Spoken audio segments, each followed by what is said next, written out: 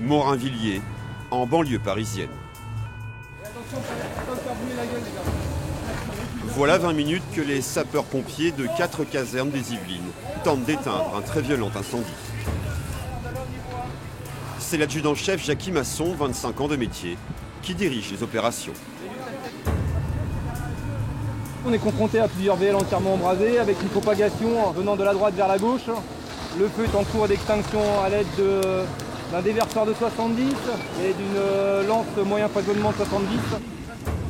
Une casse automobile s'est enflammée. Une très grosse intervention pour les hommes de Poissy. Huile, réservoir d'essence, matières inflammables. Chaque véhicule est une bombe en puissance.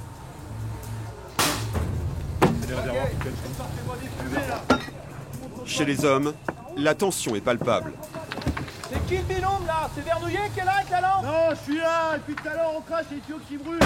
Ton tuyau, tu le fais passer derrière cette rangée de bagnole, c'est trop près. Et tu prends une position en hauteur. Pour parvenir à éteindre l'incendie, une seule solution, de la mousse. Le seul produit capable de lutter efficacement contre les feux de carburant. Bon, la mousse, elle est morte là-bas, les gars. Le déversoir à mousse, là, elle va crever. On est sur des feux de véhicules avec dedans des matériaux qui réagissent très mal à l'eau. De plus, les réservoirs ont eu tendance à s'éventrer, donc à mettre au sol des hydrocarbures qui se répandent avec l'eau et qui vont, entre guillemets, propager plus vite l'incendie que de mettre un tapis de mousse au sol pour avoir une extinction à la fois d'étouffement et de refroidissement sur les véhicules. Donc c'est le moyen qui est privilégié dans le cas d'un feu de casse comme celui-ci. Autour de la casse automobile, les renforts accourent de tout le secteur. Les casernes de Vernouillet, de Poissy et jusqu'à Aubergenville sont venus prêter main forte. Malgré la trentaine d'hommes, le brasier devient chaque seconde plus menaçant et continue de gagner du terrain.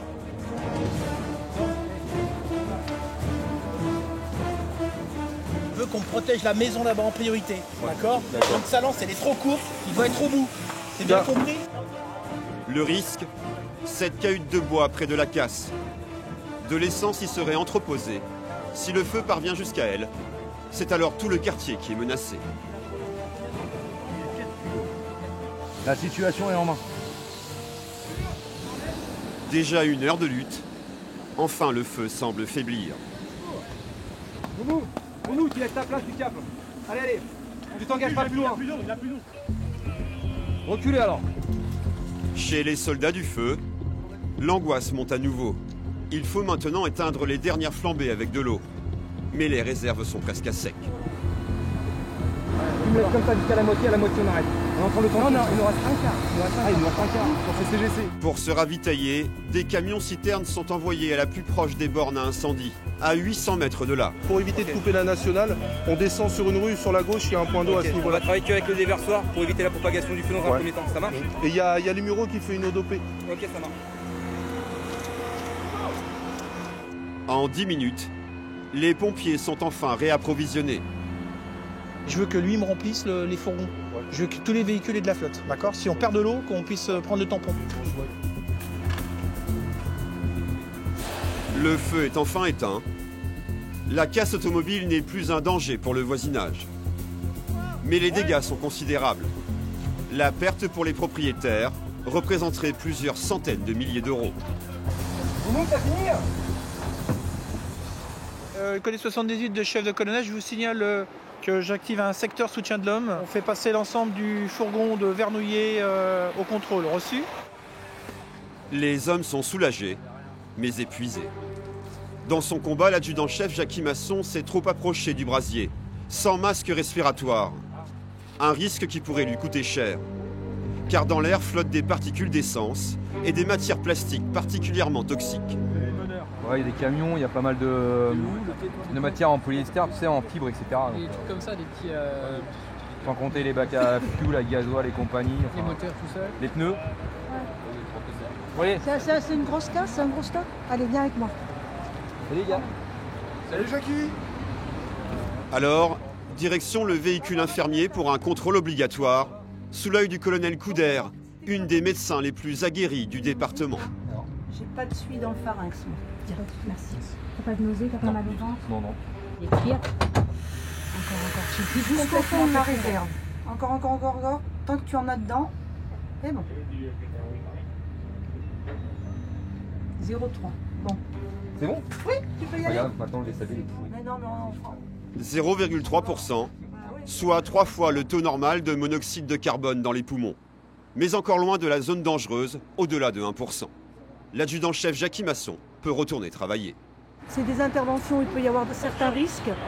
Là, le climat est assez favorable, il ne fait pas trop chaud, mais néanmoins, quand ils sont occupés de la sorte, les phénomènes thermiques liés à leurs interventions peuvent les mettre un peu dans le rouge. Donc notre rôle à nous, c'est de veiller sur eux pour qu'ils puissent accomplir au mieux leur mission et essayer de limiter les risques. Et aussi de parer aux accidents quand malheureusement ça arrive. Combattre le feu, la première vocation de tous les pompiers. Le caporal-chef Romuald Goumaz a 27 ans. Ce pompier professionnel s'est engagé à la fin de ses études. Bercé par les histoires de son père et de son grand-père, il n'a jamais voulu exercer d'autre métier que celui-là. L'avantage que j'ai, c'est d'avoir un papa qui est dans la profession et c'est vrai que ça m'est arrivé d'avoir des moments difficiles. Et l'avantage, c'est de pouvoir en parler avec lui et lui me donne son expérience et ça me permet aussi d'évacuer tout ça, d'en parler à quelqu'un d'autre, mais qui n'est pas extérieur à la profession. Et voilà, quand on sort de garde, après, on redevient la personne lambda. Et tout ce qui s'est passé à la garde, on le laisse au travail et chez nous, entre guillemets, tout va bien. Mais pour Romuald, la nuit n'est pas encore finie. 3 h du matin, nouvel appel dans son secteur. Donc on part pour un AVP VL Sol apparemment. On n'a pas plus de renseignements que ça serait un jeune homme. Tu fais attention parce que c'est vert greffier en sortant de Rambouillet, ok?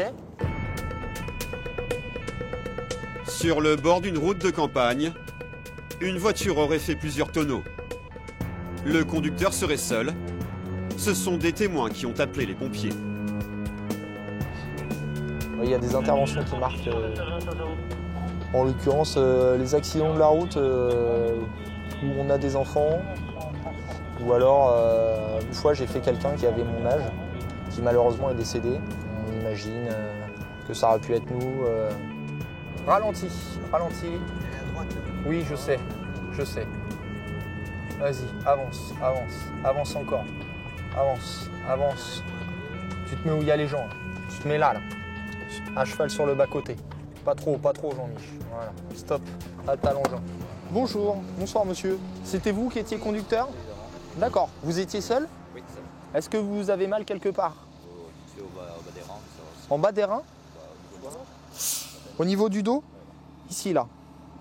Vous vous souvenez de ce qui s'est passé? Exactement. Je vous décris? Oui. Ouais. Je roulais, et d'un coup j'ai vu un flashbang, il y a un hélico qui est repassé, donc j'aurais dit que c'est ça, il y avait un flashbang sur la route, j'ai regardé sur le bord, tout simplement. Dès que j'ai relevé la tête, j'étais en train de rouler sur l'herbe, j'ai donné un coup de volant, ma voiture s'est déportée, un coup de volant à gauche, à droite, je vais finir. D'accord. Vous allez venir avec nous? On va faire un bilan un petit peu dans l'ambulance, ok? Romuald décide de procéder à d'autres examens médicaux dans le véhicule de premier secours. Les témoins sont restés sur place en attendant d'être interrogés.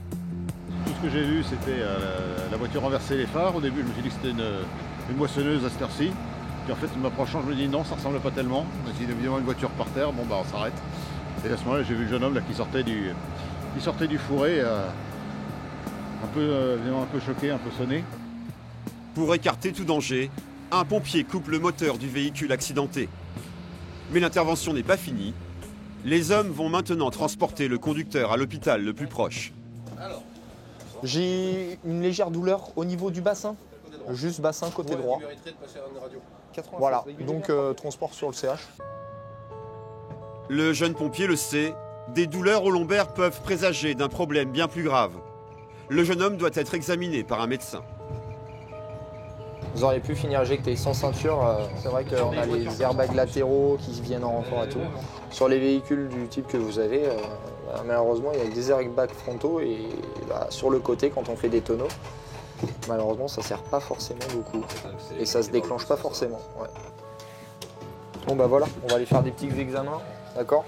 Une radio au moins du bassin pour voir s'il n'y a rien. Et puis après, je vous laisse à la charge des médecins. Arrivé aux urgences, le travail de Romuald n'est pas encore terminé. Il va devoir communiquer toutes les informations qu'il a recueillies lors de l'intervention afin de faciliter le travail des médecins urgentistes. Pas de PCI, bonne motricité, bonne sensibilité des 4 membres. Ça va, jeune homme? Donc voilà, pas de traitement, pas d'antécédent, pas de... Voilà, un jeune homme de 19 ans en pleine forme. Ok. Installé au 6. La victime est maintenant confiée au médecin. Plus de peur que de mal pour le jeune homme qui s'en sortira avec quelques douleurs. Pour Romuald, la nuit est enfin terminée. Retour à la caserne. Saint-Arnoux, petit village du département des Yvelines. Nous avons passé une semaine en immersion avec les hommes de la caserne locale. Comme tous les jours, 7 pompiers sont présents. Parmi eux, Romuald. C'est l'heure du petit déjeuner. L'ambiance est celle des réveils. Pourtant, chacun reste concentré. L'alarme peut être déclenchée à tout moment. Pour l'heure, calme plat. Alors, Romuald, Didier et les autres entretiennent leur forme physique. Le matin, c'est détente, attaque-défense, mais il ne faut pas qu'il y ait de contact. Donc le foot, sinon il y a des blessés, accidents de travail. Alors on balaye, on fait tout ce qu'il faut pour pas trop se blesser. Et en même temps, on bouge. Et c'est parti.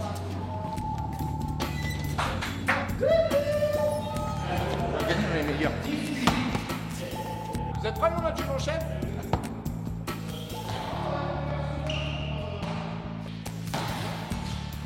Qu'est-ce qui se passe s'il faut partir en intervention? Ah bah là, on va dans le vestiaire, on se change très rapidement.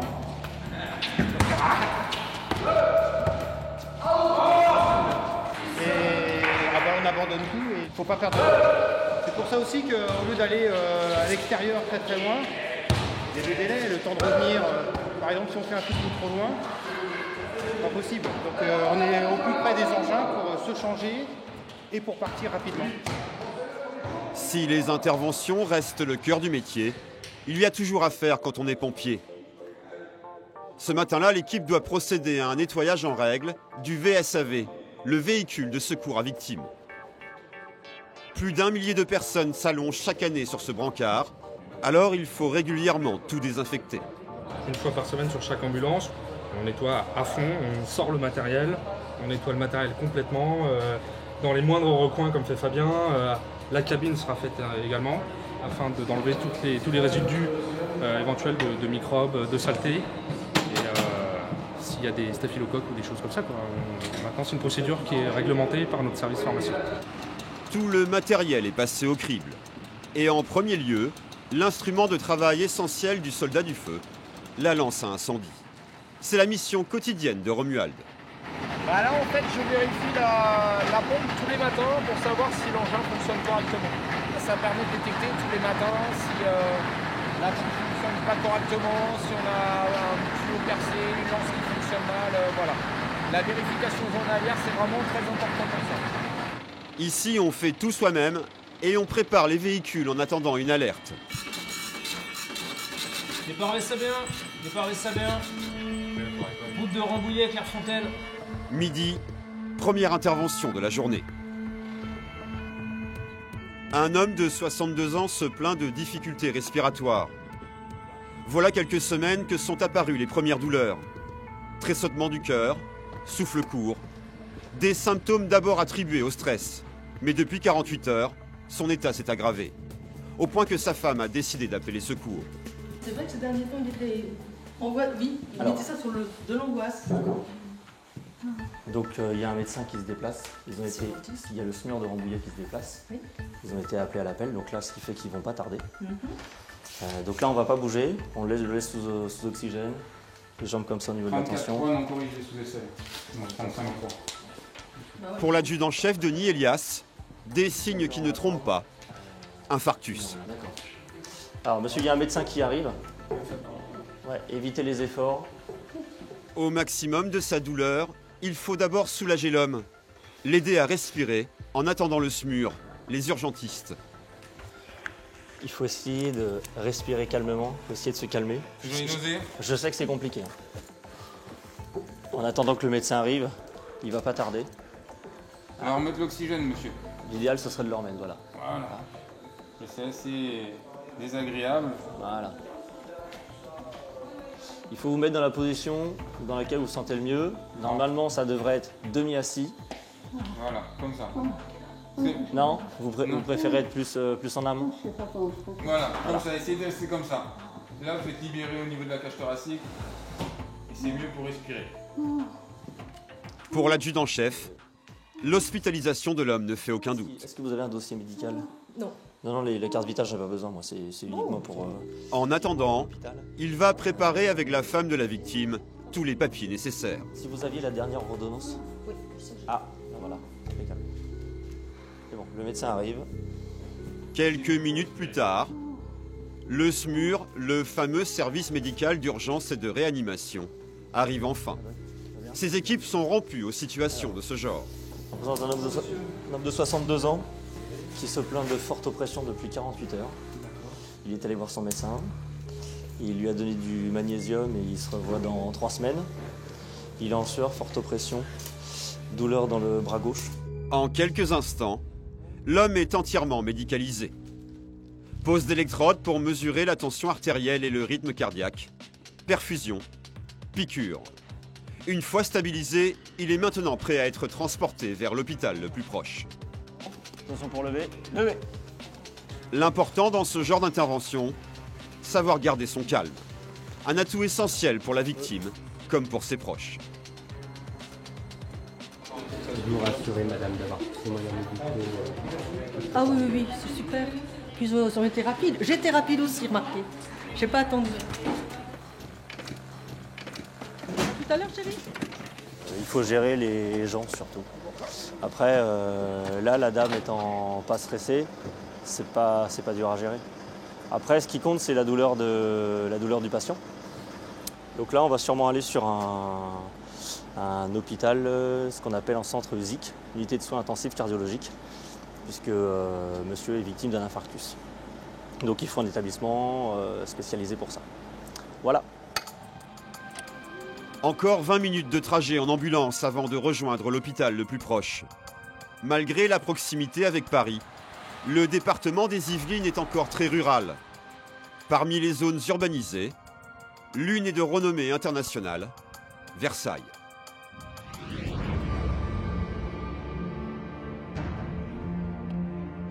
Vous répondez présent à l'appel de votre nom, adjudant-chef Martin, sergent Farid, caporal-chef Franck. Changement de décor. Nous sommes à la caserne de Versailles. Une compagnie de 150 hommes et femmes prête à intervenir pour la sécurité des 80 000 habitants de la ville. Le plus gros regroupement du département. Il est 7 h du matin et bientôt un appel va mobiliser toute la compagnie. Les pompiers, j'écoute. Les pompiers, il y a le feu au 38 rue du Maréchal Foch. C'est quoi qui brûle, madame? La boucherie. Ça saute, et toute l'arrière de la boucherie qui brûle. Moi, je suis à côté, ma maison va s'écrouler. D'accord, on arrive. En quelques instants, les 20 pompiers présents ce matin-là vont être bipés tour à tour. Branle-bas de combat général. Direction, une boucherie en centre-ville.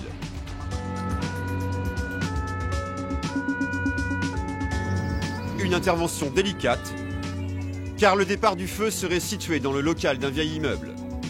C'est au fond, des bouteilles de gaz et des trucs comme ça. Des bouteilles de gaz dedans? Ouais. Les fluides, ils ont été coupés? On a éteint le gaz et tout. Ok. Les fluides, il n'y en a pas pour l'instant. Ok, ça roule. Voilà. Ok, ça marche. Je vais voir. D'après le boucher, c'est une cigarette mal éteinte qui aurait déclenché l'incendie. Oh, sortez! C'est au fond là. Sortez! Ah, ok. Le feu dévore la remise de la boucherie. Des bonbonnes de gaz y seraient entreposées. Le risque est maximal. Ok, le BAP, établissement. Monsieur, il n'y a plus personne à l'intérieur? Ok, ça roule. Allez, on y va.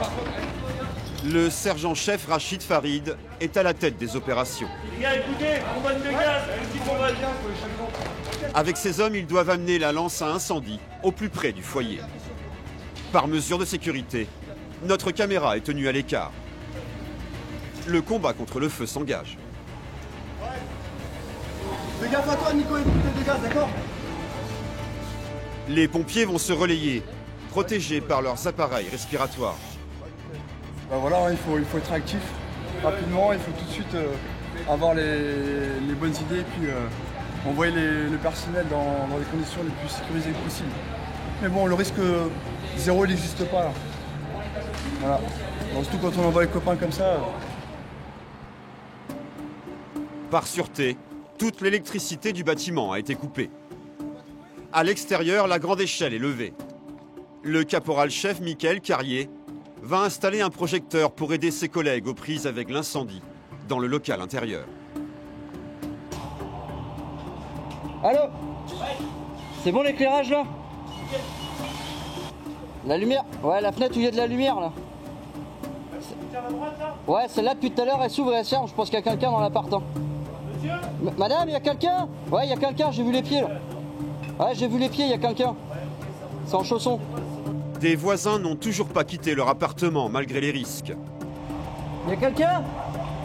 Pouvez-vous ouvrir s'il vous plaît, monsieur? Venez m'ouvrir. Bonjour monsieur. Bonjour. Il y a de la fumée chez vous?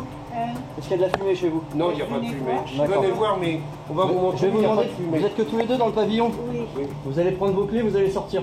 D'accord? Ah bon? Il y a un incendie juste à côté. Oui, non, c'est moi qui ai appelé. Vu qu'il y a de la fumée qui risque de appelé. rentrer chez vous, on va fermer les fenêtres, mais vous allez sortir par précaution, d'accord? D'accord. Je vais voir. Qui a appelé les pompiers? D'accord. Bah, commencez à évacuer, messieurs, dames, j'arrive. Je reviens vous voir. Prenez les clés de votre maison. Attendez, je vais vous montrer. Par où on voit de mieux. Voilà, je vais prendre une chaise. Allez-y. Eh les gars, tu lui dis que je suis dans le pavillon mitoyen, qui est juste derrière. Il y a 2 personnes dedans, je les fais évacuer par précaution. 2 personnes âgées. De son côté, le sergent-chef Farid, aidé de ses hommes, est enfin venu à bout de l'incendie. Il reste le plus délicat à accomplir. La reconnaissance des lieux touchés par les flammes et la fumée. Les hommes sont sur leur garde et inspectent chaque recoin avec leur lampe torche à la recherche de victimes. Cette fois-ci, ce ne sera pas le cas. Quelques instants plus tard, l'immeuble est entièrement sécurisé. Fin de l'intervention. C'est le sud FPT1 Versailles, intervention commune de Versailles pour feu RP. Je vous signale, feu éteint, reconnaissance en cours au bâtiment annexe.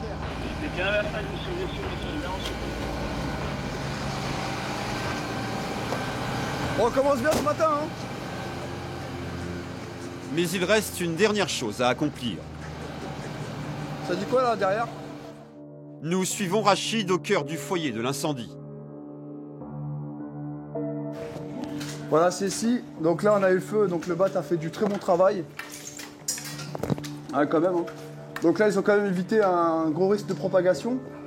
Avec le danger qu'on avait, c'était le danger des petits bonbonnes de gaz là, qui sont Les pompiers doivent maintenant finir de sécuriser le lieu. Le risque, une reprise du feu due à du gaz ou de l'alcool. Alors il faut déblayer, prélever toutes les matières encore inflammables. Le boucher avait entreposé ici toutes ses réserves, notamment du champagne, pour les fêtes de fin d'année. La perte est de plusieurs milliers d'euros. Grâce aux pompiers, aucune autre partie du bâtiment n'a été touchée.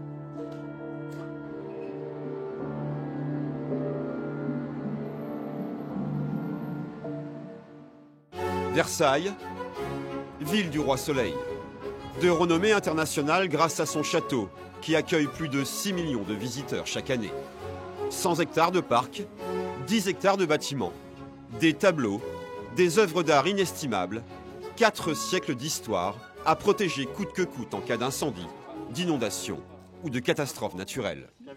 Donc là, on est vraiment sur un site qui n'est pas ouvert au public et qui pour autant nécessite pour nous une parfaite connaissance parce que voilà, vous voyez qu'en termes de propagation d'incendie, etc., ça peut être très très rapide ici. C'est pour cela qu'une fois par semaine, les pompiers se rendent sur le site afin d'en étudier tous les risques. Ce matin, 2 véhicules sont réquisitionnés. Il s'agit d'une simulation de feu sur une aile du Petit Trianon, un endroit théoriquement interdit au public. Est-ce qu'il y a quelqu'un? C'est les pompiers? Ok, on recule. D'accord. Allez, vous établissez la ligne d'attaque? Ce type de manœuvre en fait a lieu régulièrement, au moins une fois par semaine, pour leur apprendre à appréhender un site qui est énorme, qu'ils ne connaissent pas en général. Là, il n'y a pas de personnes à sauver. C'est essentiellement des bâtiments des œuvres d'art et c'est la protection avant tout du patrimoine qui importe, d'où la connaissance obligatoire.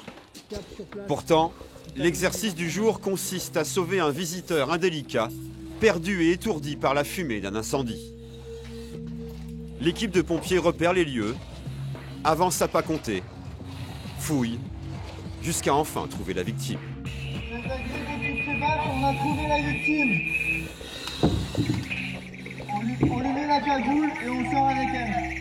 Allez, je vais t'aider. C'est bon. On l'emmène ici pour l'instant, d'accord?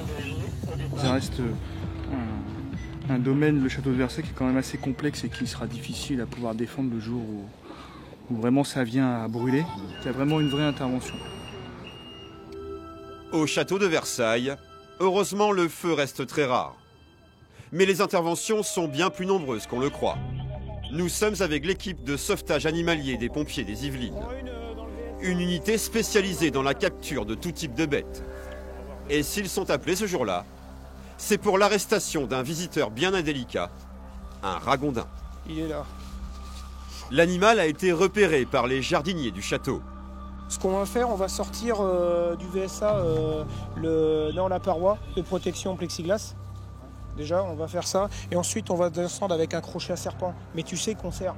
Le ragondin, une espèce nuisible et parfois dangereuse, qui pourrait s'en prendre aux visiteurs, mais aussi aux employés chargés du site. C'est assez rapide, c'est vif et surtout ça va être très agressif parce que là il va se sentir menacé, donc forcément très agressif. Et donc, comme je disais tout à l'heure aux équipiers, faut surtout pas, bon déjà habituellement on se fait pas mordre, mais alors encore plus vu que c'est porteur de tout ce qui est bactéries et choses comme ça, donc sur un ragondin ce serait dommage de se blesser. On sort la petite cage à chat là, c'est là.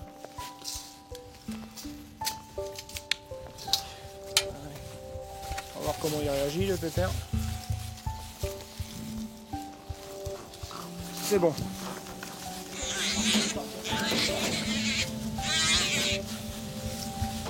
En quelques secondes, l'animal est capturé. Ok, bon ben ça va. Ouais. On est des spécialistes, donc on se loupe jamais. Allez. C'est bon, je peux remonter mon échelle? C'est bon, il n'y a pas de problème. Ok, ça marche. Voilà. Il sera confié au service de la ville, puis au...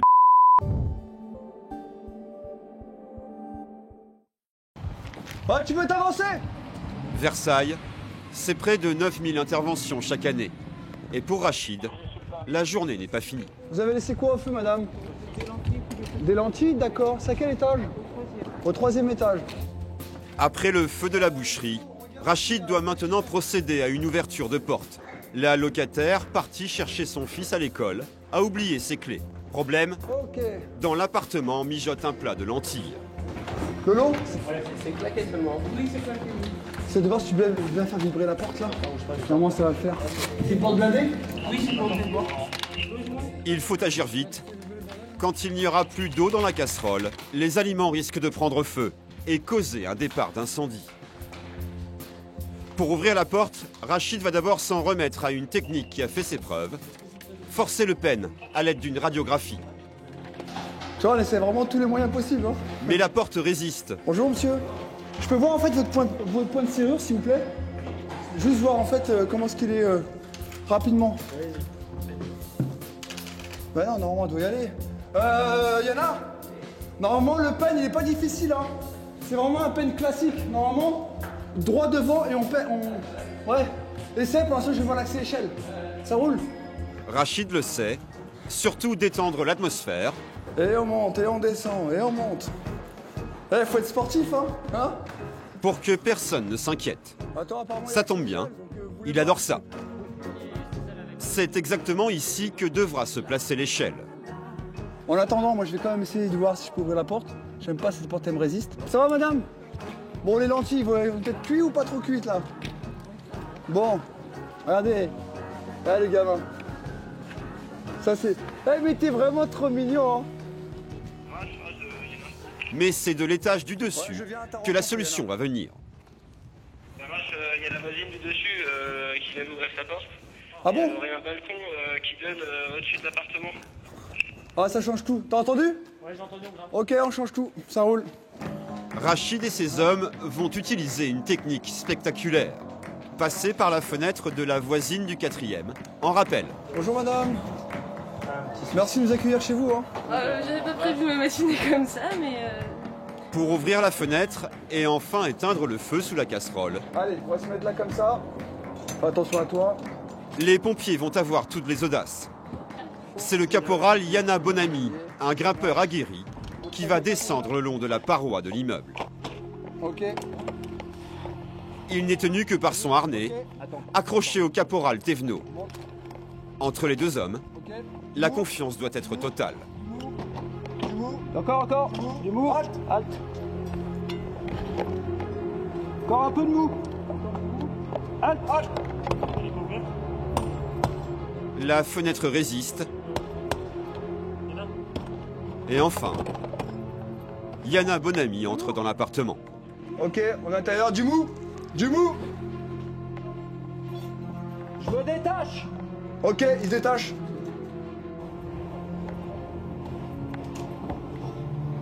Ils sont trop forts ces gars. Ah, je les kiffe moi. Première reconnaissance des lieux. Mais c'est évidemment vers la cuisine que le pompier se dirige. Au final, le plus difficile pour Yana sera de trouver le bon bouton pour fermer le gaz. Ne reste qu'à ouvrir enfin la porte. La famille est heureuse de pouvoir rentrer chez elle. C'est bon. Les lentilles sont cuites. Une boucherie, des lentilles. Mais la journée de nos pompiers de Versailles est loin d'être finie. 17h30, retour à la caserne. Pour Rachid et ses équipiers, le feu et l'escalade n'auront pas suffi à calmer les ardeurs du groupe. Place à l'heure obligatoire de sport, ou plutôt selon eux, de remise en forme. Si nous-mêmes, on n'est pas capable de nous porter, de nous hisser, de porter des charges lourdes, imaginez comment on peut sortir quelqu'un d'un feu. C'est avant tout une prise de conscience qu'on cherche à faire prendre à chaque agent. Et puis après aussi pour le plaisir, parce qu'on est avant tout des sportifs et on aime ça. Un entraînement obligatoire, matin et soir. Ah t'as vu, on n'arrête pas hein. La condition physique est essentielle chez les pompiers.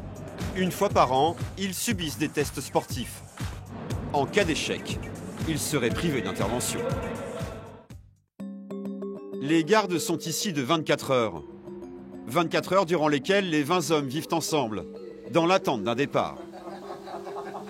Mais ce soir, c'est un peu une ambiance de fête dans la cuisine de la caserne. C'est vrai qu'on passe d'intervention, on était sérieux, mais après, en compensation, on détend, on rigole. Dès que tu vas le matin à 7h moins quart, c'est parti, tu rigoles. Tu rigoles, Mais c'est important, c'est une vraie famille. Sur le grill, 4 énormes côtes de bœuf. Cadeau du boucher pour les remercier d'avoir éteint le feu chez lui, le matin même. Grâce à un monsieur commerçant qui a eu un petit feu ce matin et qui, par gentillesse, a su nous remercier. On a vu le dragon chez lui. On a vu le dragon. C'est pas tous les jours. Donc ça fait relativement plaisir que les gens admirent notre travail et nous rendent ce petit plaisir. Rachid, lui, ne perd pas le nord. Le jeune pompier grignote déjà tout ce qui passe à sa portée. Des dîners ratés pour cause d'intervention, des départs le ventre vide. Il connaît et préfère éviter. C'est pas un beau foie gras toulousain, mais on est très bien. Donc là, vous me toujours partir le ventre plein. Donc je me dis, pendant que le mec là il est en train de faire ses frites avec son huile bien grasse, moi je mets mon petit couscous, tu vois. Les enfants, je pense qu'on est pas mal. Hein. Je pense qu'on est pas mal du tout. Ah ouais, carrément. Là on va être bien. Là, on est très bien. Allez les enfants, à table. À table. Et pour la première fois depuis longtemps, les hommes de la caserne se régalent d'un dîner enfin équilibré.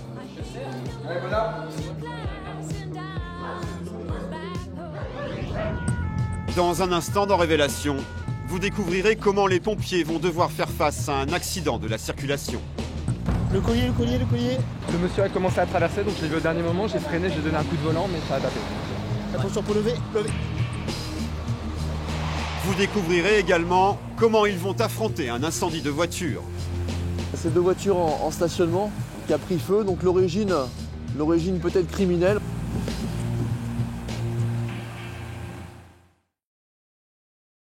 Nous sommes au COG, le centre opérationnel du groupement sud des sapeurs-pompiers des Yvelines. Les pompiers, j'écoute. Bonjour monsieur.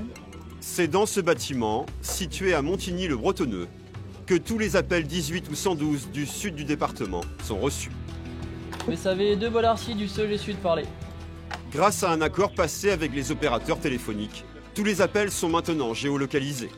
Cela signifie que quelle que soit notre position en France, même avec un téléphone portable, la communication sera dirigée vers le centre d'appel du département. Donc là, on a la police municipale de Coignard qui nous appelle pour nous signaler qu'un agent de la mairie en fait qui travaillait sur une nacelle est coincé en haut de sa nacelle à une hauteur de 5 mètres. Donc c'est l'échelle de Morpa qui s'en va donc pour venir descendre le monsieur de sa nacelle. 4 opérateurs chapeautés par un chef de salle reçoivent 24 heures sur 24 les appels. 150 000 ici et plus de 500 000 par an pour le département. Il faut écouter ce que nous dit le requérant, faire attention à ce qu'il nous dit et en même temps remplir en fait nos pavés de départ et faire partir nos collègues avec les véhicules. Donc on est obligé de faire beaucoup de choses à la fois. Première qualité d'un opérateur du COG, savoir écouter.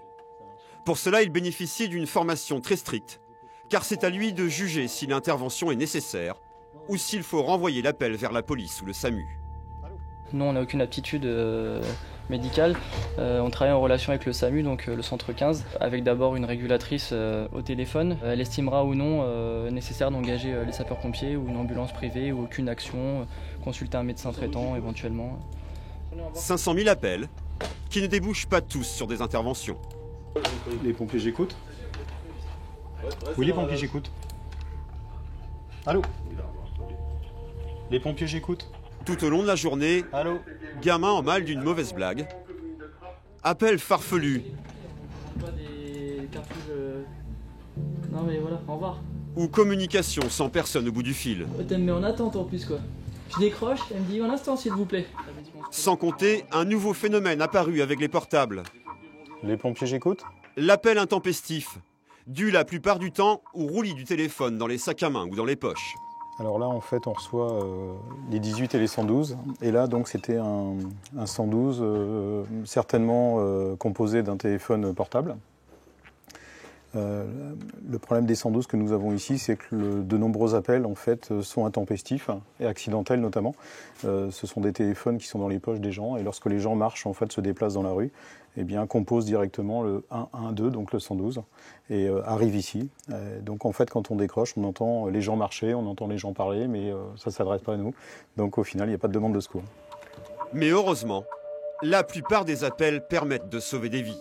Les pompiers, bonjour. Oui, bonjour, s'il vous plaît. Il y a une voiture qui vient de renverser un monsieur. Oui, c'est dans quelle ville, madame? À Saint-Cyr, l'école. Oh là là là là là là là. Qu'est-ce que vous voyez là, justement? Là, moi, je venais, j'ouvrais mon balcon, le monsieur, il traversait la voiture, il a renversé carrément. Direction Saint-Cyr-l'École. Une personne vient d'être renversée par une voiture à un passage piéton. Il faut faire vite. L'homme serait âgé, inconscient et perdrait beaucoup de sang. On prend le matos. Bonjour. La victime gît sur la chaussée. Monsieur, vous m'entendez? Ok. Premier réflexe, le couvrir afin que sa température se maintienne. Sa main bouge, il est en vie. Qu'est-ce qui s'est passé? Je l'ai renversé avec ma voiture. D'accord. Le pare-brise est éclaté. Vous avez mal quelque part, monsieur? Où ça? Vous avez mal où? Non, j'espère surtout qu'il va bien. Le jeune conducteur qui a causé l'accident est sous le choc. Vous avez appelé quelqu'un pour venir vous... J'ai appelé ma mère, mais j'arrivais pas à la joindre, donc j'ai appelé mon père pour qu'il arrive à la joindre. Mon père n'arrive pas là. Je montais en voiture avec le soleil dans le pare-brise. Pourtant j'avais les lunettes de soleil et le cache-soleil et le monsieur a commencé à traverser, donc je l'ai vu au dernier moment, j'ai freiné, j'ai donné un coup de volant, mais ça a tapé. Malgré toutes les précautions, ce serait donc un éblouissement qui serait la cause de cet accident. Monsieur, vous avez mal ici là? Un petit peu? Pas trop d'informations. À mon avis, il y a un choc à la tête, il y a une plaie devant la tête. Pour le retournement, ça va être un peu... Ouais, parce que là, l'épaule droite et la tête est de ce côté-là. Premier examen. On va lui poser le collier comme ça. La victime semble souffrir de plusieurs traumatismes, dont un très sévère à la tête. L'infirmière-chef Martine Morival vient d'arriver sur les lieux. Dans son véhicule, tout le nécessaire pour stabiliser l'homme avant son départ pour l'hôpital. Dites-moi, monsieur, pouvez-vous me donner votre nom, s'il vous plaît? Non, et puis avec le soleil en fait en pleine bouche. Quel âge avez-vous?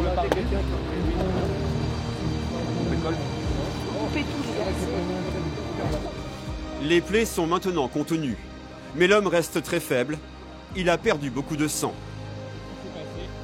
On va essayer de bouger l'épaule, monsieur. Autour de lui, 7 pompiers, car l'opération qui va suivre est très délicate. Comme souvent dans ce genre d'accident, la colonne vertébrale est peut-être touchée, alors il faut préserver son axe au moment du retournement. Donc attention pour pivoter, pivoter. Ok, on se reprend. Vous m'entendez, monsieur? Ça va toujours bien? Allez, on continue la manœuvre.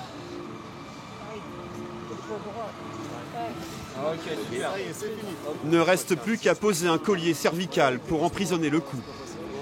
Le collier, le collier, le collier. Là-bas, passe-moi le collier. Oui, c'est fini. Ça va, monsieur? Ça durcit un petit peu, c'est normal. Enfin, grâce à une simple pompe, le matelas coquille durcit pour immobiliser totalement la victime. Voilà. Allez.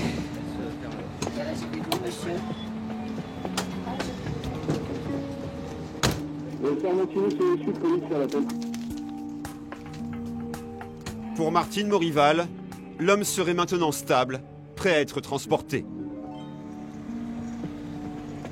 C'est un premier bilan parce que j'ai la VIV sur place. À présent, c'est l'ambulance du SAMU qui va prendre en charge le blessé. Pendant ce temps, le conducteur, lui, est entendu par la police. Compte tenu de la gravité des blessures de la victime, il risque au minimum le retrait de permis. Comment va le monsieur? Bah écoute, ça a l'air d'aller, hein. Ça va. Ça va. Ça aurait pu être plus méchant. Oui, après ça, c'est les aléas. Je disais, je sais pas, je sais même pas, je crois pas qu'il ait tapé le pare-choc, j'ai réussi à éviter. Malheureusement, sa tête a tapé le pare-brise. Ironie du sort, il y a quelques années, lui-même a été renversé dans des circonstances similaires. Sa mère, arrivée sur les lieux, est là pour le soutenir. Voilà, qu'est-ce qu'on fait? Parce que bon, ça a l'air d'aller, hein. C'est le contre-coup. C'était voilà, parce que c'était juste pour vous dire que comme il a lui-même été très gravement accidenté en 2001 sur le passage piéton, oui. Je craignais que tout ça ait un petit peu provoqué un état de choc un peu supérieur. Donc déjà, je l'ai sorti un petit peu de la voiture de police. Ouais. Déjà, ça, voilà, le contexte, ça fait mieux. Et voilà, si vous voulez marcher un petit peu au soleil, voilà, ça peut vous faire du bien, d'accord? Si ça va pas, on est là, d'accord? Là, voilà, c'est le contre-coup. Le monsieur, il a subi un accident il y a 15 ans et voilà, ça revient à la surface. Et ben voilà, c'est du soutien. C'est du soutien sans forcément faire des gestes de secourisme. C'est au tour du conducteur de subir une batterie de tests, mais d'une toute autre nature, à commencer par l'éthylotest, qui va se révéler négatif. Si la victime ne porte pas plainte, le litige devra être pris en charge par les assurances. Les Yvelines, ce n'est pas seulement le noble Versailles. Le département, comme beaucoup d'autres, connaît lui aussi des troubles sociaux. Il est 4 h du matin. Les hommes de la caserne de Montigny-le-Bretonneux ont été appelés pour un feu de voiture. Nous arrivons à Trappes, cité des Merisiers. Tout le quartier est classé en zone urbaine sensible. Depuis le début de l'année, c'est le 30e véhicule incendié. Nous avons été appelés pour un feu de véhicule Square Paul Lanchoin. Ce sont des feux de véhicules qui arrivent de temps en temps en fin de nuit, plus souvent le week-end, mais ça peut arriver en semaine également. Donc un véhicule complètement détruit et puis une propagation sur un deuxième véhicule stationné à côté. Ça arrive plus souvent dans d'autres squares, pas trop habituellement sur cette avenue. Dans ce genre de situation, impossible ou presque d'identifier les auteurs. La police le sait bien, les voitures incendiées le sont généralement par pur hasard.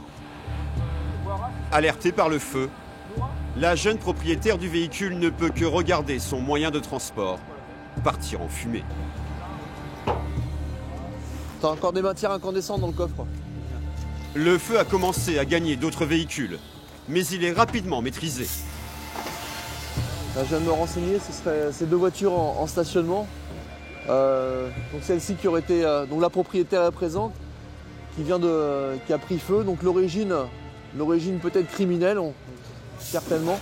Donc là, celle-ci complètement embrasée avec une propagation sur un véhicule utilitaire qui est également non volé. Donc l'extinction se fait au moyen d'une petite lance sans problème particulier, il n'y a aucune victime à l'intérieur. Donc voilà, le petit lot quotidien. La routine pour la compagnie locale des sapeurs-pompiers.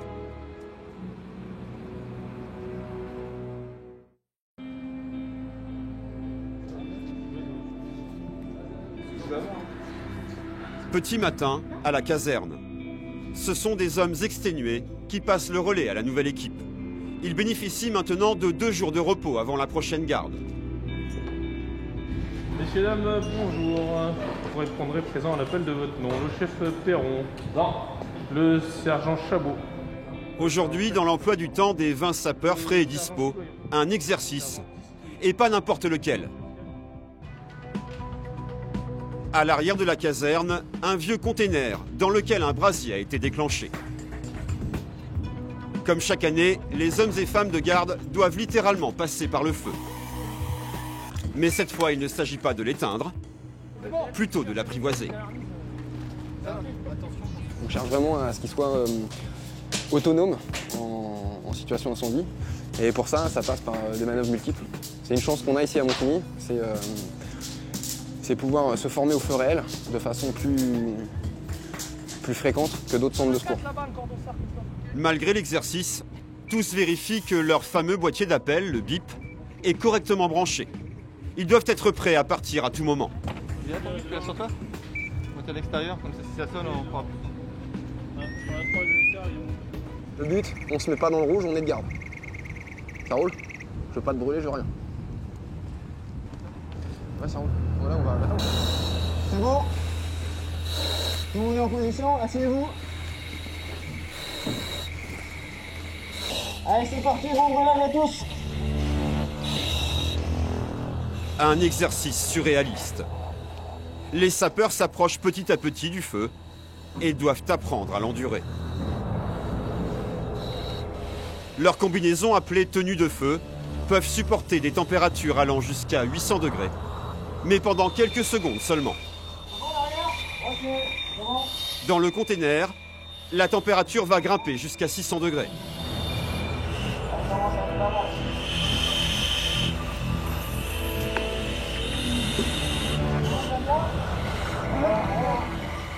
Ils ne sont qu'à quelques mètres du foyer, tant que les sapeurs tiennent.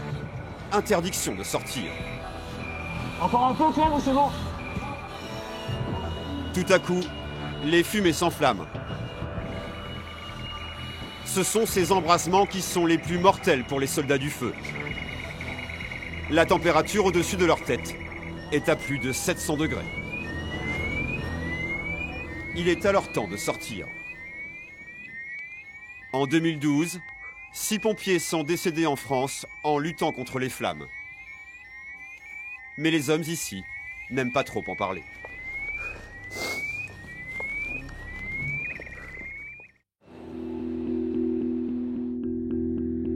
Sur une population de 38 000 habitants, près des 2 tiers vivent dans des cités.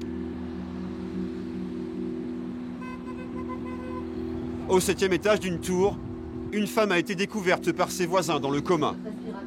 L'équipe médicale est parvenue à la stabiliser. Il faut maintenant la transporter jusqu'à l'hôpital le plus proche. La grande échelle de la caserne de Montigny est alors réquisitionnée. L'intervention commence mal. 2 véhicules barrent l'accès pompier. Gojac et disqueuse. Ah, sinon, gère les Gojac avec... Ouais, mais moi je mets un coup de disqueuse. C'est à l'aide de ces planches à roulettes que les secours vont parvenir à déplacer les voitures mal garées. Déjà 5 minutes de perdu. Mais il y a pire. Les barrières de protection, elles aussi, ne correspondent plus aux normes. On peut pas accéder. Donc eh ben, on va se faire un petit passage pour pouvoir rentrer, parce que là les 2 voitures sont garées devant l'accès pompier. Pas le choix. C'est à l'aide d'une disqueuse qu'il faut se frayer un chemin. Sous les yeux des habitants excédés. On leur a dit combien de fois que les barrières ne soient pas fermées comme ils sont actuellement et que les bornes soient accessibles. On n'a jamais laissé aux pompiers le moyen de vouloir rentrer quand ils le désirent. Alors une intervention comme aujourd'hui, eh ben voilà, c'est le caca. Pour créer un passage aux véhicules échelle, la moitié du parking doit être déplacée. Par chance, la victime est toujours stable. 10 minutes supplémentaires de perdu avant que le camion puisse enfin s'engager dans l'accès pompier. Mais là encore, la voie qui leur est consacrée n'a pas été prévue pour un tel véhicule. Les manœuvres sont très compliquées. On recule tout droit et on va revenir dessus. La grande échelle va encore mettre 5 minutes pour se positionner au bon endroit. Tout ça pour une cabine d'ascenseur, trop petite. Non, parce qu'il m'a dit c'est mieux de prendre l'ascenseur. Bah ouais, mais l'ascenseur ça rentre pas tout le temps. Vous avez des ascenseurs qui sont trop petits. Pas de notre faute. On a la possibilité de mettre le SAV derrière l'échelle. Au 7e étage, les collègues s'impatientent. C'est ici même. Enfin, l'échelle peut se déployer. Cette fois, il ne faudra que 30 secondes. Au maxi, parce que vu le temps qu'il y a, on met le rencard dans l'ambulance. Et puis c'est assez... Ok, ça marche, je me dépêche. La victime va enfin pouvoir être déplacée.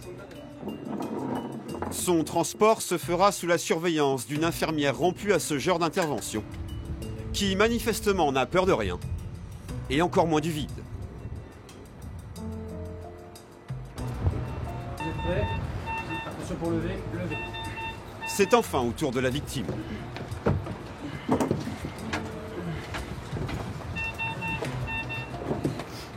À plus de 20 mètres du sol, la patiente est placée sur une nacelle. Elle est loin de se douter du voyage qui l'attend. Une fois sanglée, la descente commence. L'infirmière surveille jusqu'au bout les constantes vitales de la victime.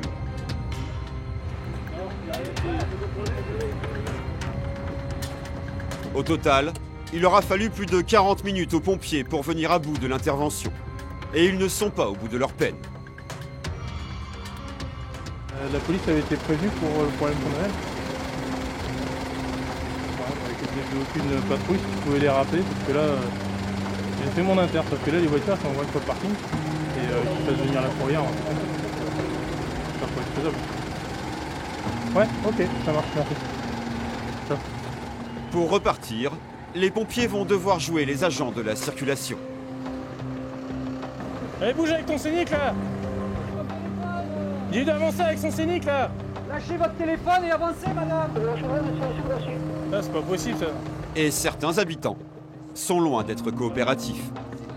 Donc la prochaine fois, il faudra vous mettre sur une place qui va bien. Non, mais il y a des autres qui s'habitent pas ici, mais ils gardent leur voiture. Je me doute bien, nous, mais ça, après, je me doute bien, monsieur. Maintenant, moi, je le vois quand je viens pour vous. Ah bah, on vient régulièrement par ici. Je suis venu encore la dernière garde. Et c'est cette voiture-là qui était garée là. Je sais. Ah, donc je suis remarqué. Voilà. Merci bien, c'est gentil. Sachant que les gens ne sont pas disciplinés et se garent sur des accès de secours, et ben voilà. Là, on a eu la preuve. Bon, heureusement, c'était plus urgent, mais la preuve en image pour les gens qui regarderont que c'est une perte de temps pour nous. Et s'ils ne respectent pas, bah, on ne peut pas les sauver rapidement. Quand on sait que chaque minute compte en cas de malaise, il n'est pas facile pour les pompiers d'accepter ce type de situation.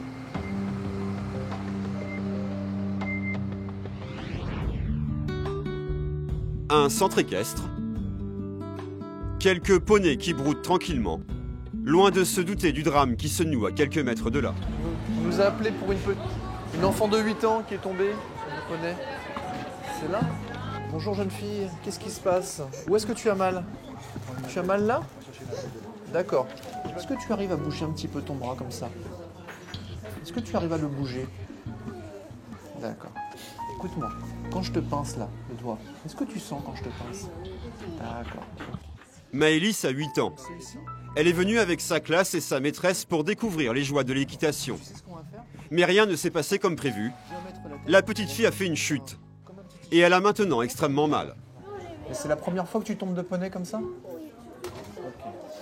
Donc là, ce qu'on va faire, Maëlys, on va te mettre une attelle. D'accord, et t'auras plus mal. L'examen du sapeur est sommaire, mais précis. Suspicion de fracture du coude. Intervention bénigne, mais les pompiers redoublent de gentillesse à l'égard de la petite fille. Ma grande, si tu lâches ton bras, est-ce que ça te va comme ça? Est-ce que dans la position là, tu es bien? Oui, ça te fait pas mal? Je te tire pas les cheveux là? Ça te fait pas mal? Très bien. En quelques paroles réconfortantes, Maëlys a retrouvé son courage. Elle est prête à affronter pour la toute première fois de sa vie l'hôpital.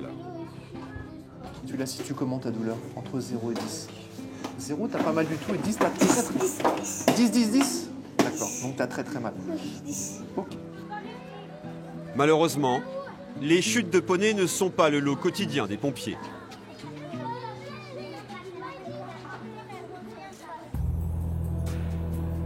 Appel à toutes les casernes.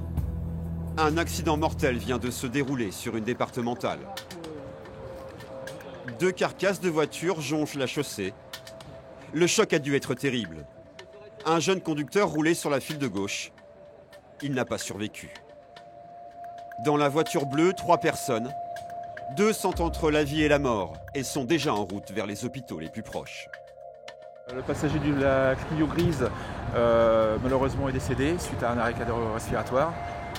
Les 3 passagers de la Peugeot, donc il y avait 2 blessés graves et un blessé supposé léger. Donc tout ça suite à un choc violent.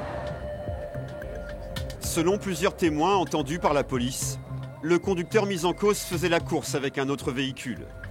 C'est en tentant de le doubler qu'il se serait retrouvé face à la voiture de ses victimes. Le chauffard en fuite est activement recherché. T'es prêt à partir? On enlève le plan dur. T'as vu, il a dit, il faut pas traîner. Dans le véhicule médical, une jeune fille est entre la vie et la mort. Elle était assise à l'arrière du véhicule bleu au moment du choc. Son thorax a été enfoncé. Après plus d'1 heure de soins, la jeune femme est enfin stabilisée. C'est en hélicoptère entièrement médicalisé qu'elle va rejoindre en quelques minutes l'hôpital parisien Georges Pompidou. Les hommes du SMUR sont plutôt confiants. C'est une femme jeune, 19 ans, passagère arrière du véhicule, qui a une blessure sévère à l'abdomen, au thorax. On emmène donc à la HEGP à Paris. Voilà. Donc, son état est stable. L'année dernière, le département des Yvelines a enregistré plus de 1200 accidents de la route impliquant des blessures corporelles, soit près de 2 fois plus que la moyenne nationale. La cause? Les autoroutes. Le département est traversé par l'A10, l'A11 ou encore l'A12 qui joignent l'ouest du pays à Paris. Un trafic dantesque et surtout le fameux péage de Saint-Arnoult, le premier péage européen en termes de trafic routier. Et cette nuit, c'est précisément à cet endroit qu'un nouvel accident est signalé. C'est la gendarmerie du canton de Saint-Arnoult en Yvelines pour prévenir un poids lourd accidenté en portefeuille. Un camion s'est encastré dans la rambarde de l'autoroute, à la hauteur du péage de Saint-Arnoult. VSR Saint-Arnoult de VSAV Saint-Arnoult, je confirme que le balisage a déjà été effectué par Kofi Route reçue. Vas-y, coupe là. Premier réflexe pour l'adjudant Denis Elias, interroger le chauffeur. Bonjour. Vous êtes le chauffeur? Oui. Vous étiez tout seul? Oui. Vous êtes blessé? Non. Qu'est-ce qui s'est passé? Compagnie. Je suppose. Parce que j'ai perdu la remorque et puis... Ouais. Vous transportez quoi? Un moto. Ouais, ok. Il est vide, il n'y a rien dedans. Et à un moment, la remorque, elle a... ça vous voyez? Ah ben elle a même pas fait ça. Non. Elle a fait... Elle a chassé. Elle est partie. Ouais. Alors, est-ce qu'il y avait une feuille de gasoil avant? Ouais, puis les routes sont grasses. Hein, oui. Comme il a plu beaucoup, et en plus c'est de la pluie fine. J'aurais freiné, elle serait partie. Bon, mais là, j'ai touché à rien. Ouais. Elle est partie. Non, puis après, malheureusement, nous, quand on arrive comme ça, nous, ce qui nous inquiète le plus, c'est les victimes. Ouais, hein, oui. Et après, le risque secondaire, le risque d'explosion. Le camion représente un danger potentiel. Dans sa glissade, il a heurté un pylône d'éclairage.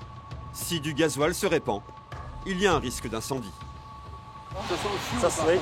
Oui, par contre, il doit avoir une réservoir.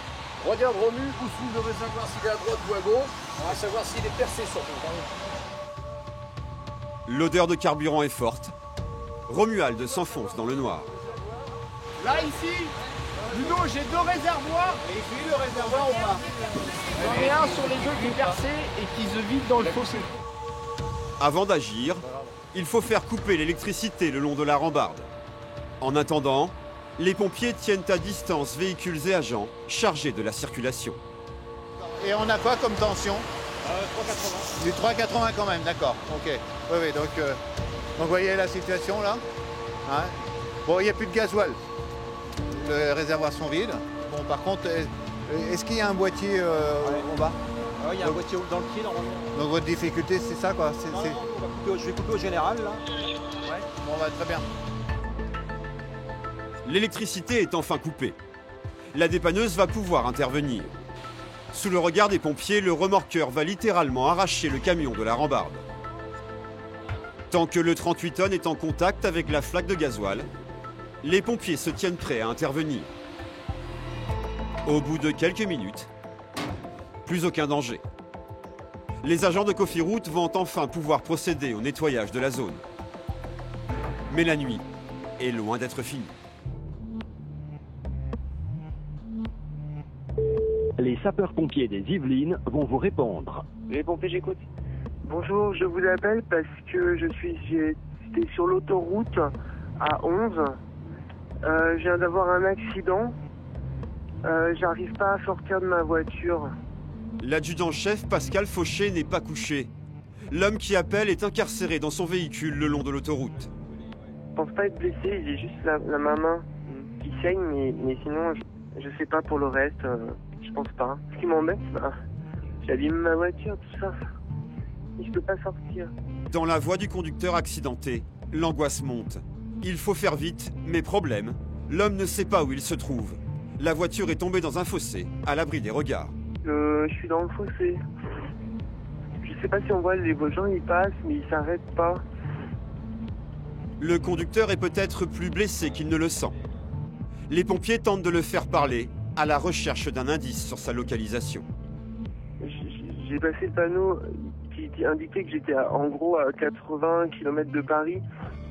Écoutez, on arrive, hein, vous en faites pas, on va envoyer des pompiers qui vont essayer de vous trouver. C'est bien. Une voiture qui est au fossé comme ça, pour la trouver la nuit, tu la trouves pas. Hein. A priori, c'est la victime elle-même qui aurait téléphoné de son véhicule. Heureusement qu'il était conscient. Les secours vont maintenant tout faire pour désincarcérer le conducteur qui se serait endormi au volant. Alors un jeune homme qui s'est endormi avec son véhicule. Ouais. Une douleur légère à la main et au niveau de la nuque. Ouais. Pour rentrer, tu vois, il a juste payé un passage, mais compliqué. Dans la voiture, un pompier s'est glissé auprès de la victime pour la rassurer, mais aussi pour constater ses blessures. Pour l'instant, on a posé collier, on est sous O2 et on est en train de le bilanter. D'accord, ok. Il a pas perdu connaissance. Le siège, on a cherché pour les enlever. Ouais, j'arrive pas à les virer. Ouais. J'ai déjà eu du mal à faire passer Mickaël. Pour évacuer le jeune homme, les secouristes n'ont pas le choix. Il faut découper le véhicule. On va faire sauter la porte. Hein, ok? Fais attention à toi. Une opération délicate, car le véhicule n'est pas stable. Tous les deux, vous sortez de faire sauter la porte. Hein. Vous me cartez l'aile. Vas-y, continue. Allez, tu fermes. Vas-y. Là, c'est bon. Écarte, vas-y. Encore. Voilà, c'est bon. Allez, sauter. La porte est enfin dégagée. Le jeune homme va pouvoir enfin être désincarcéré. Ça va, monsieur? Pas trop froid? Non. Normalement, d'ici 5 minutes, vous êtes sorti du véhicule et dans l'ambulance. D'accord? Pas de douleur au niveau du dos. Alors, on va y mettre la planche. Ouais, on va y mettre la planche au niveau des épaules, puis on va le hisser après sur la planche. Attention à toi. Dernière opération. Pour préserver l'axe de la colonne vertébrale, la victime est placée sur une planche rigide, puis enfin dans le fameux matelas coquille. Le jeune homme est prêt à être transporté. Il a tapé une première fois le fossé là. Il a dû faire un tonneau ou deux et arriver où vous l'avez vu sur le toit.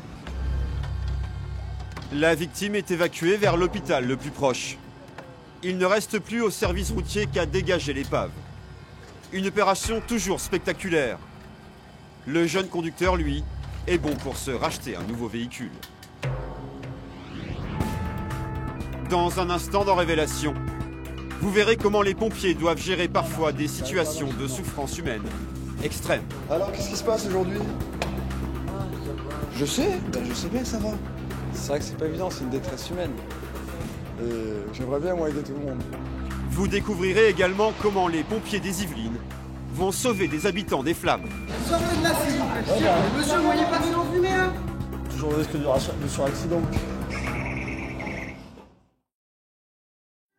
Midi, à la caserne de Montigny.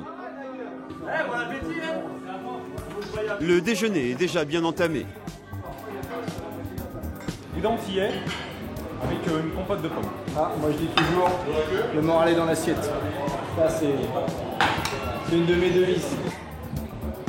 Et qu'est-ce qui se passe si vous partez en intervention? Comment vous faites? Alors on fait ça, on enlève les poils des feux et on court. Pour éviter de mettre le feu à la caserne. Et un appel va justement obliger 8 pompiers à oublier leur boudin dans leurs assiettes.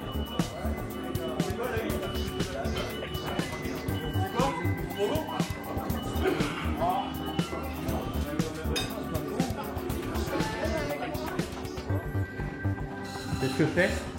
C'est un truc en bloqué, commune de trappe, une personne à l'intérieur.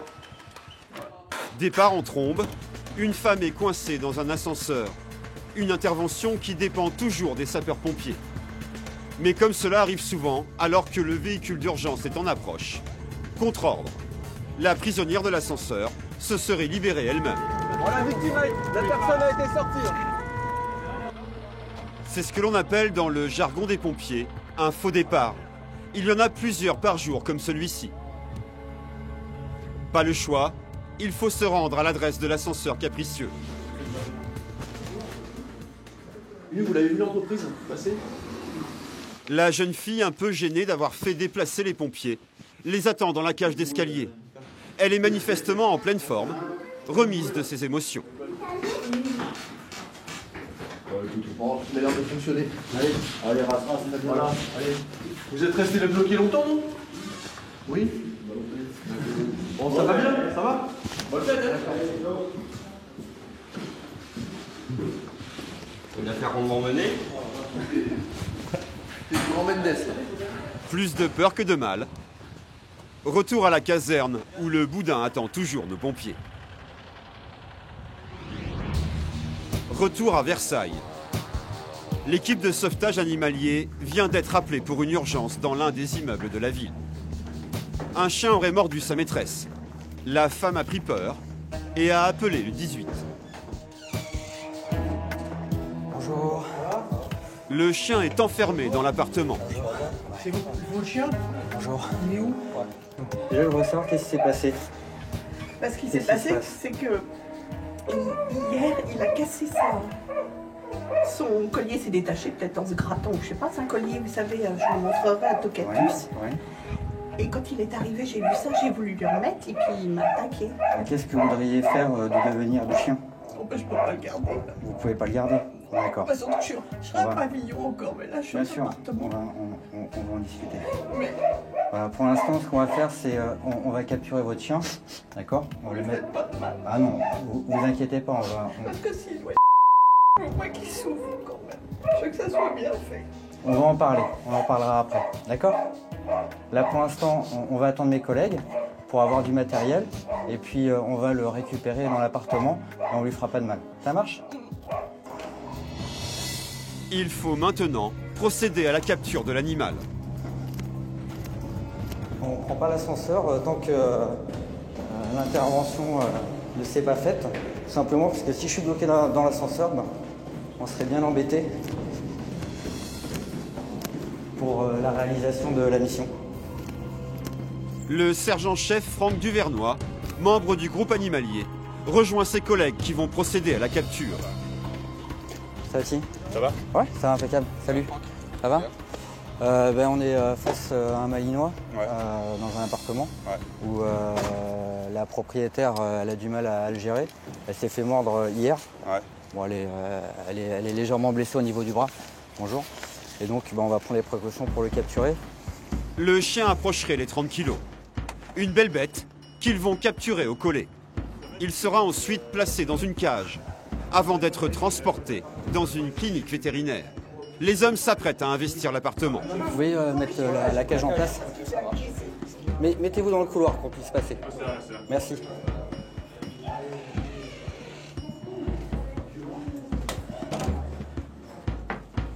Loin de la bête féroce attendue, le molosse dort sur le lit de sa maîtresse. Ok. Oh bah alors. Oh le chien. Bah là on peut faire. Oh bah. Oh bah là. Bah là on peut faire. Voilà, allez hop.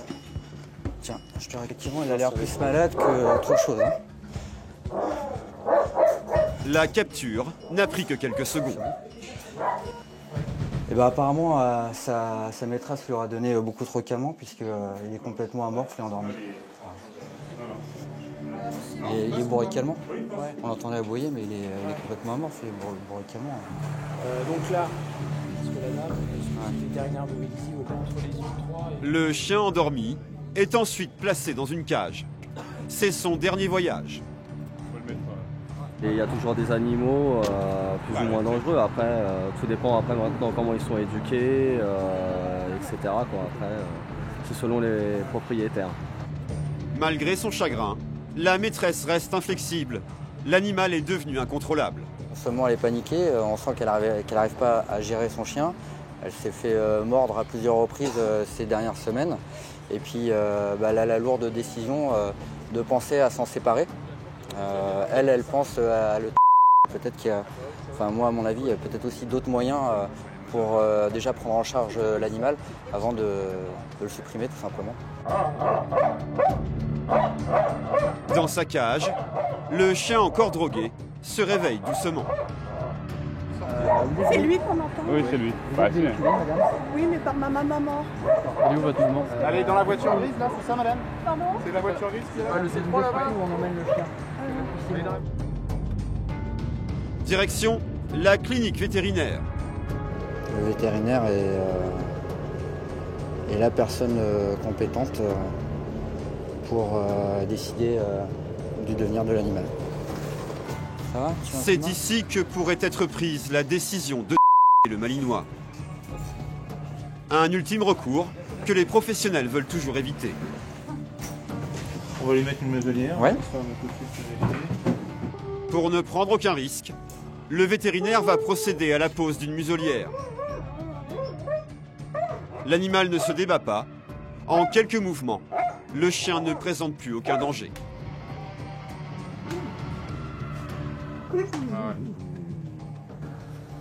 Voilà, on va essayer de le calmer parce que c'est pas forcément un chien méchant. Bonjour madame. Bonjour monsieur. Alors qu'est-ce qui se passe avec votre chien? Ça fait déjà pas mal de temps. Il est soit très câlin, très gentil. Par exemple, je vais le caresser comme ça va très bien se passer. Et puis subitement, je vais le refaire et puis il va m'attaquer. Ce que je veux, c'est qu'on lui fasse. On lui fasse ça bien, qu'on lui prie sur fond. Dans tous les cas de figure, ça se fait bien, madame, ne vous inquiétez pas, on les endort d'abord, ça se fait bien. Mais au moins, on ne peut pas le faire aujourd'hui. Race très appréciée par les forces de l'ordre, le Malinois, s'il survit, pourrait être confié à la gendarmerie et plus précisément à la brigade canine. Versailles toujours, pour Rachid et ses collègues, le travail continue. On est avec un SDF, là il bouge le cul, il est bloqué, il n'arrive pas à marcher. Il a mal à son pied droit. Ok, il est où au niveau de la gare? Quand on entre dans le hall sur la gauche. Merci, les escorts sont partis. Ça roule, merci. 22h, la nuit est particulièrement froide et la température avoisine les 4 degrés. La Croix-Rouge est en alerte. Un sans-abri mal en point a été repéré. Ok, un Croix-Rouge. Oh, ils ont un peu à chaud. Bonjour, c'est vous qui nous avez contactés? Et qu'est-ce qui se passe? Jean, il a des douleurs au pied. Une grosse douleur au pied droit. Une douleur au pied, d'accord. L'homme se plaint d'une douleur au pied. Une douleur qui l'empêcherait de marcher. Bonjour. C'est un comme ça, bonjour. Alors, qu'est-ce qui se passe aujourd'hui? Je sais, ben je sais bien que ça va. Vous avez quoi exactement là? Bah oui, mais ils sont trop petites vos chaussures, c'est normal. Si vous prenez du 40 et vos pieds ont gonflé, bah forcément il faudra prendre du 41. Ça sera mieux, hein? Par contre là vous avez mal où exactement? Là maintenant. J'ai mal au dos, j'ai mal au cou. Ah donc les pieds c'est plus aux pieds que vous avez mal maintenant, c'est au dos, au cou? Non, il y a beaucoup plus que mal. Et j'ai mal, parce que j'ai cassé le nez. Le nez, d'accord, après? Mais l'homme se plaint de douleurs multiples. Bon, bah, du coup, qu'est-ce qu'on fait là? Parce que là, il a mal nulle part en fait, il a toujours une Ah, il a mal nulle part, bah oui, il est en pleine forme. L'homme est bien connu des pompiers. Régulièrement, il les sollicite. Rachid essaie de lui faire comprendre qu'il ne peut pas venir le voir tous les soirs. Tu comprends bien que nous, on peut pas tout le temps s'arrêter pour faire ce genre de choses avec toi, parce qu'à chaque fois qu'on vient te voir, tu as toujours mal au genou et au nez. Ouais, parce que c'est à chaque fois, j'appelle pour qui? Pour mon ami. Bon, c'est vrai aussi. Bon, là, qu'est-ce que tu veux faire concrètement là? Moi, je peux pas te faire remplacer tes chaussures, ça c'est sûr. Rien, je me demande rien. C'est pas grave, Bon. je me demande rien. Est-ce que vous pouvez marcher, monsieur? Tout à l'heure, vous n'arriviez pas à marcher. Il n'arrive pas à marcher? Non.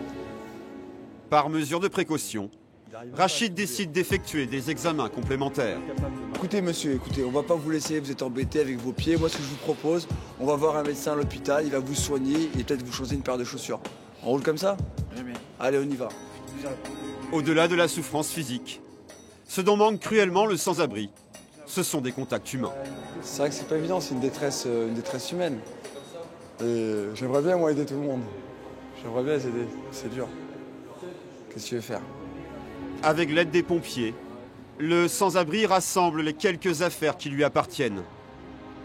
Rachid veut en savoir plus sur l'état de santé du SDF. J'appelle le SAMU, d'accord? Tu as quel âge? Tu vas t'étouffer là. Non, Tu as quel âge? 37. 32? 37. Oui, bonjour le SAMU, la VSAV de Versailles.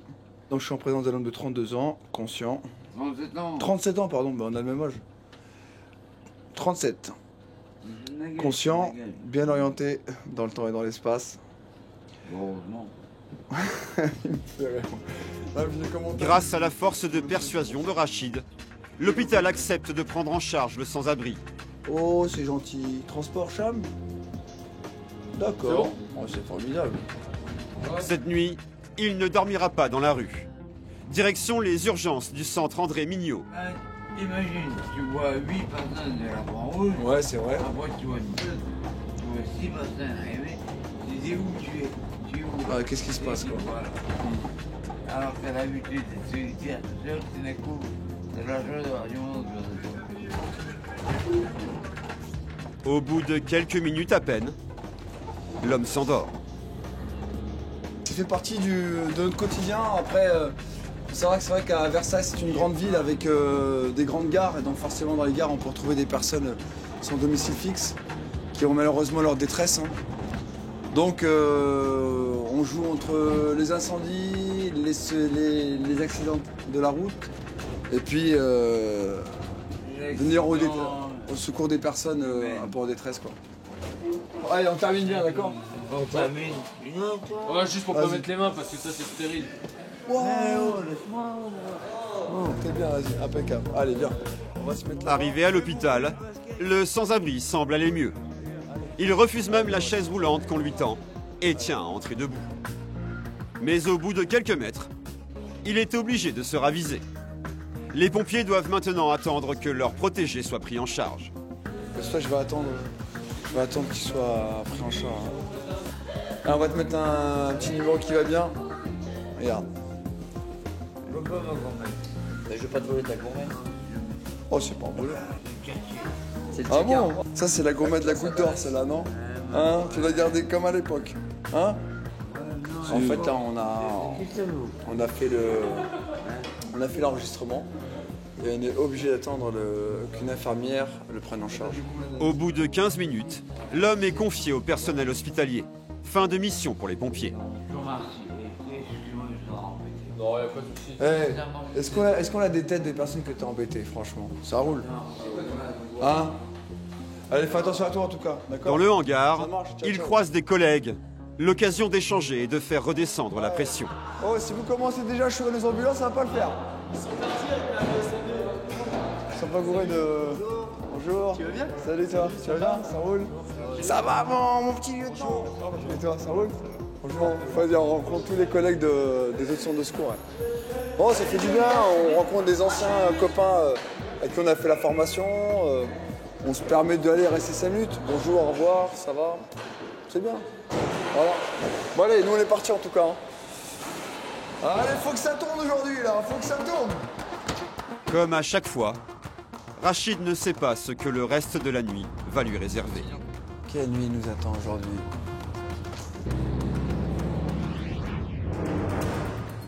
Minuit, les pompiers de Montigny sont appelés en urgence. Un incendie vient d'être signalé dans un foyer de travailleurs sur la commune de Guyancourt, à 5 km de là. C'est une des habitantes, en panique, qui a donné l'alerte. Le foyer de chez nous, Guyancourt, 47 route de Tapière, c'est à l'exigile. Il y a le feu dans les venez nous aider, il y a trop de feu, il y a trop de feu. 40 personnes sont prisonnières des flammes. Construit dans les années 60, le bâtiment peut s'embraser à n'importe quel moment. Les pompiers doivent agir sans plus attendre. La fumée a envahi tout l'immeuble, une fumée toxique et particulièrement nocive. Première étape, évacuer les travailleurs. Sortez de là, s'il vous plaît. Allez, viens avec moi. Attendez, j'ai des affaires. Monsieur, vous voyez pas que c'est en fumée là? Bah non, moi je suis entendu. Cet homme semble perdu. Il veut rassembler quelques affaires avant de partir. Mais les pompiers doivent le faire sortir au plus vite. Il inhale de la fumée depuis trop longtemps. L'incendie a heureusement été rapidement maîtrisé. Mais il peut repartir à n'importe quel moment. C'est la caméra thermique qui sert à rechercher les points chauds. Les points chauds, autrement dit les matériaux dans la température trop élevée, est susceptible de relancer le feu. Mais les pompiers ne sont pas au bout de leur surprise. Qu'est-ce que vous faites dehors? Monsieur Dame, vous restez pas là, il y a encore un peu de fumée là. Des habitants sont revenus, se pensant hors de danger. Ah, les gens indisciplinés, ils écoutent pas ce qu'on leur dit. C'est ça le deuxième risque quand même. Ah ouais, il y a toujours le risque de suraccident. Il faudra 2 heures aux pompiers pour éteindre complètement l'incendie. Au milieu de la nuit, l'immeuble est enfin sécurisé. Tout danger est écarté. Les habitants peuvent désormais réintégrer leur logement. Vous habitez où, madame? Allez, on y va. C'est bon, vous pouvez enlever, monsieur, il n'y a plus de fumée là. Voilà. Seule obligation pour eux, ouvrir les fenêtres. Vous avez la fumée? Ah oui. Okay. Ah bah vous rentrez chez vous, vous ouvrez la fenêtre. Vous rentrez chez vous, vous ouvrez les fenêtres et vous refermez la porte. Pour limiter le nombre de victimes d'incendie, à compter du 8 mars 2015, les détecteurs de fumée seront obligatoires dans les habitations. Enfin, pour un accouchement imminent. Pour une femme de 38 ans, deuxième grossesse. De l'autre côté du département, les pompiers viennent de recevoir l'appel d'une femme en détresse. Elle est sur le point d'accoucher. La jeune femme est en panique car son mari est absent. Elle est seule avec son fils de 3 ans et redoute d'accoucher chez elle. Appartement B, rez-de-chaussée. Bonjour, c'est pour vous? Asseyez-vous. Asseyez-vous. J'ai mis une couche, mais ça n'arrête pas de couler depuis 45 minutes, ouais. À quelle heure? Il y a 45 minutes à peu près. C'est le deuxième accouchement? C'est le deuxième, ouais. On va se mettre dans l'ambulance tout de suite. Viens, mon amour, Attends, moi je vais le prendre, je vais le prendre. Il faut l'habiller. Vous gérez ça. Pas de chaussures. Madame, vous allez avec mon collègue. Venez avec moi, on va s'installer. Moi je vais prendre le petit bonhomme. On se retrouve tout de suite dans l'ambulance. Il est où son manteau? Tout ça, c'est... Voilà. Allez, tu viens? Viens mettre ton manteau, bonhomme. Même si les pompiers doivent prendre en charge la femme enceinte, Ça va bien se passer, tu vas venir dans l'ambulance. ils n'oublient pas de s'occuper de son enfant, un peu effrayé de ce voyage en pleine nuit. Ok, je veux un bilan tout de suite. Ok, pouls, tension, ventilation. Est-ce que la grossesse se passe bien, madame? Très bien, il n'y a pas de D'accord. tension, il n'y a rien. il y a pas Vous êtes à terme? Pratiquement, 1er décembre. D'accord. Est-ce que tu peux me donner le chiffrage des contractions? Le chiffrage des contractions, moi, celle que j'ai a duré 45 secondes. Ouais. Et pour l'instant, je suis à 1 minute 30 d'intervalle. J'en ai pas d'autres. Vous en avez pas d'autres? D'accord. Vous levez la main? Ouais. C'est relativement rare qu'on ait des menaces d'accouchement qui soient aussi imminentes. C'est bien une des premières fois où en fait on a vraiment eu la perte des os et où les contractions sont effectives et rapprochées à ce moment-là. L'idée c'est d'arriver tranquillement sur les urgences en prenant en considération l'enfant aussi. Donc oui, c'est à gérer aussi. Pour le pauvre, il est un peu impressionné par tout ça, je pense. Puis il doit se demander un petit peu ce qui se passe aussi.